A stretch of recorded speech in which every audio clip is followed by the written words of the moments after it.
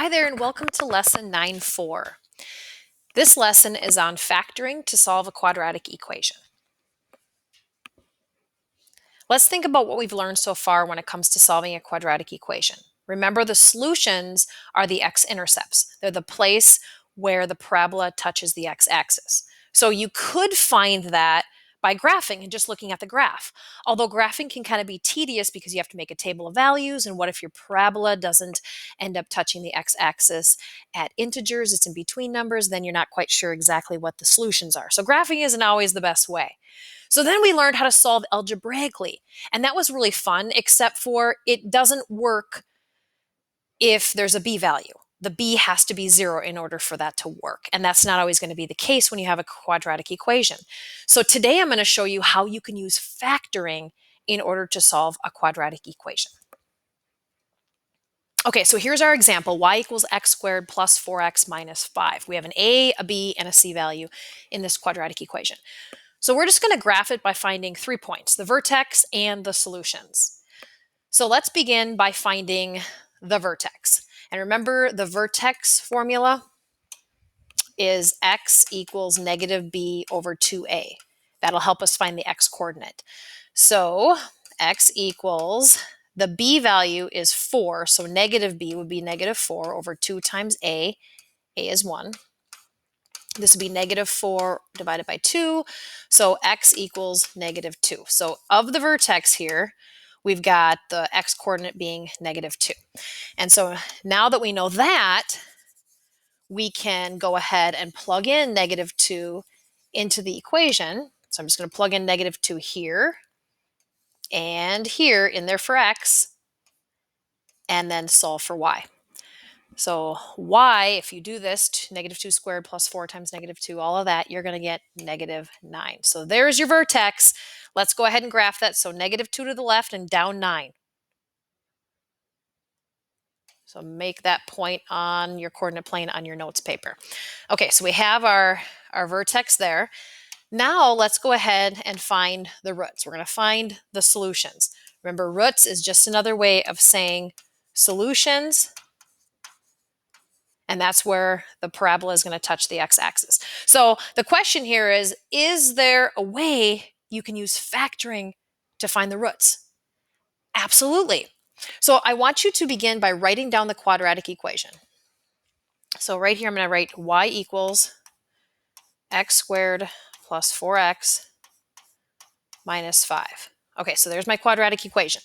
Now, if I'm going to find the solutions, those are x-intercepts. I know that they're the place where the y is 0. The y is always 0 for any point on the x-axis. So I'm just going to change the y into a 0. Then what I'm going to do with the rest of the quadratic equation is I'm going to factor it like we did in chapter 8. So I recognize this. So the only way to get x squared would be x times x. And then I look at the last number and say, okay, what numbers multiply together to give me a 5? But they have to add together to give me a 4. Well, that would be 1 and 5, right? Multiply together to give me 5. So what would the signs of these numbers need to be to add together to give me a positive 4? Well, that would have to be a negative 1 and a positive 5, right? Negative 1 plus 5 would give you 4, and they would multiply to give you a negative 5. Okay, so now when you look at this, it should look familiar because just the other day we were looking at the zero product property. And the zero product property states that if we have two numbers or two quantities that multiply together to give you 0, one of them would have to be 0. So to find the values of x in this equation, I could set both of those quantities equal to 0 and then solve. So that's what I'm going to do. I'm going to say, what if the x minus 1, that quantity was equal to 0? Or what if the x plus 5, what if that quantity was equal to 0? So now I'm just going to solve a one-step equation. And honestly, you could probably do this in your head, really. So x equals 1 I'm getting for the first solution. And then the second solution, I would have to minus the 5. And I get x equals negative 5. Okay, so those are my two solutions. So now let's go ahead and put those 2 points on the x-axis. So x at positive 1, x at negative 5. Plot those 2 points.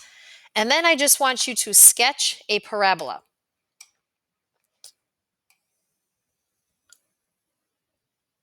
going through those 3 points. There we go. We got the parabola. Okay, fantastic.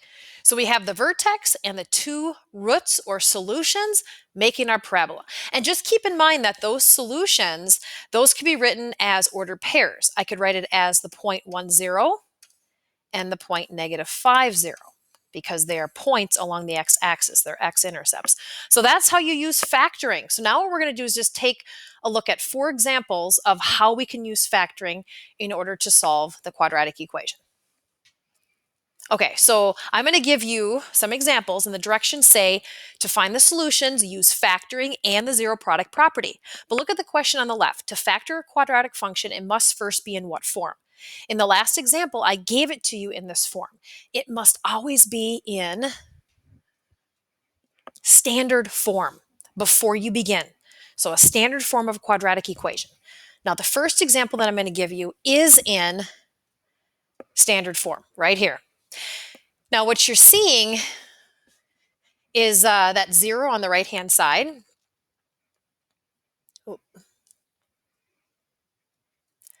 That used to be a y. I just changed it to a 0 for you, right? Because we want to set the y equal to 0.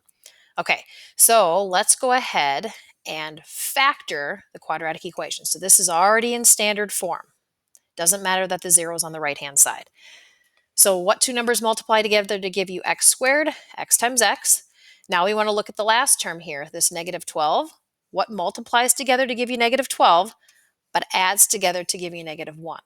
So factors of 12 could be 3 and 4 we could use, right? 3 times 4. So we have 3 and we have 4.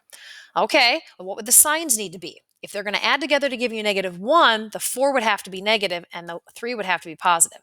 So a positive 3 minus 4 would give you -1, and they'd multiply together to give you -12. Okay, so now we're going to use the zero product property, right? So we're going to pull these apart and say, well, if x plus 3, if that quantity equaled 0, what would the solution be? And then if x minus 4 was the quantity that equaled 0, what would that be? Okay, so I'm just going to solve these 2 equations in order to get the 2 solutions. And you could do it in your head. You can show your work. So here I'd get x equals -3 for one solution. And then if I add the 4 here and here, I get x equals +4 for my other solution. So if you were to graph this quadratic equation, it's going to touch the x-axis at -3 and +4. Those are going to be your solutions or your roots. Okay, so there's number 5. I'm going to delete that one now and pull up number 6. Okay, notice that number 6 is not written in standard form. It needs to be in standard form. So all of the quadratic, the a, the b, and the c have to be on one side of the equation. So that means that I have to take this -4 and move it to the other side. So I'm just going to add it to both sides. That's going to make this 0 equals, and then I have 3x squared plus 13x plus 4. Okay, so I've got it all on one side, and of course this 0, we know that that was the y, but we're changing it to a 0. Okay, so now we're ready to start. We're going to factor right here, factoring this. But wait a minute, the leading coefficient is 3, and that's not easily factorable, is it? We're going to need to think back to chapter 8. When the leading coefficient wasn't a 1, we had to use that trick, didn't we? So remember, we took the first and the last terms, we brought them out to the side, and we multiplied them together. And then we came up with factors that added together to give me the middle term. And we know that 1 times 12 gives you 12, and you could add them together to give you 13. So we're going to break this apart and say that this came from 3x squared plus, we could say 12x plus 1x plus 4, right? Remember that? So now we're going to underline or put like a little box under the first 2 terms and under the last 2 terms.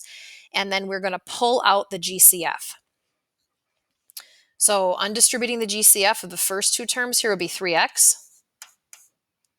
And that would be x plus, I'm just undoing the distributive property, plus 4. And then I bring down the plus sign, and the greatest common factor of 1x and 4 would just be 1. And then undistribute, I'd have x plus 4. Okay, so now remember the check here is that these two are the same. So we've got x plus 4, and then the outside is the other factor, 3x plus 1, and that is equal to 0. Okay, lots of work there, but we finally got it factored. So now we need to use the zero product property to come up with the solutions for x. So right now I am going to show you how to do that in a different color so you can kind of follow along with what I'm doing. So I'm going to take the first one, x plus 4. I'm going to set that equal to 0. And then I'm going to take the second one, 3x plus 1, and set that one equal to 0. And then we're going to solve for the two solutions of x. So you can go ahead and start solving. So here I'm going to get x equals negative 4. That's one solution to that quadratic equation. And then the next solution, we got a two-step. So this is 3x equals negative 1 divided by 3. And I get x equals negative 1/3 for my other solution. So two solutions, x equals negative 4, x equals negative 1/3. Lots of work on that one because we had a leading coefficient that wasn't 1. So we had to use that AC trick. Okay, number 7. Let's get this in standard form before we start. So we want the A, the B, the C on one side. So I'm going to subtract the 54, make that say 0 equals. And then we have t squared plus 3t minus 54. Maybe the t stands for time, who knows? Okay, so we're ready to factor.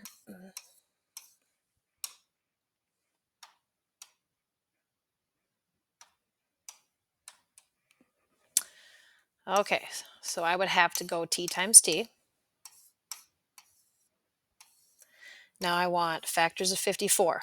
9 times 6 is 54, and we can use them to make a 3, so 9 and 6.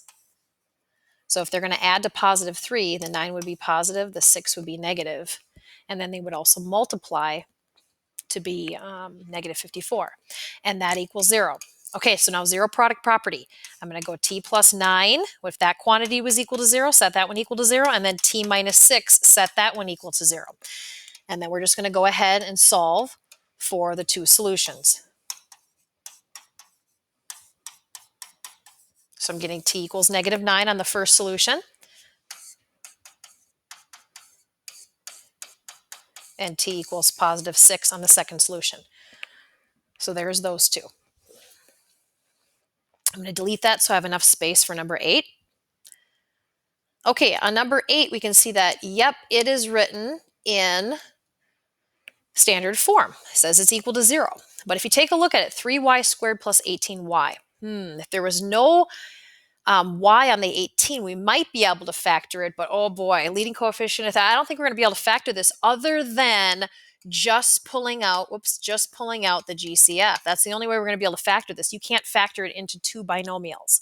So let's look at these two terms here. What's the greatest common factor? Well, that would be 3 and, oops, that's an interesting 3y. So let's undistribute. So 3y times y will give us 3y squared, and 3y times positive 6 will give us the 18y. Okay, so now that I have that factored, I've got 3y times this quantity here equaling 0. So I got to come up with the solutions for y. So I'm going to take the 3y. What if 3y were equal to 0? All right, using zero product property. And now what if the y plus 6, the other factor, was equal to 0? All right, so setting them both equal to 0, solving. So I just divide by 3 here. So one solution is 0. The other solution looks like it is negative 6. So still getting two solutions. It's just that we had to factor that one a little bit differently. We had to remember pulling out GCF. Okay. So let's go ahead and summarize. How do we solve a quadratic equation by factoring? All right, first thing, we want to be sure it's written in standard form. If it isn't, then you need to rewrite it so that the A, the B, and the C are on one side. After you do that, then you just go ahead and factor it. Okay, so you factor it. And once you have it factored, then you can set each factor equal to 0 and solve for the solutions. And what that step 3 is talking about is the zero product property. So feel free to pause the video here so that you can write down your summary. And have a great day, and thank you for joining me for this lesson video.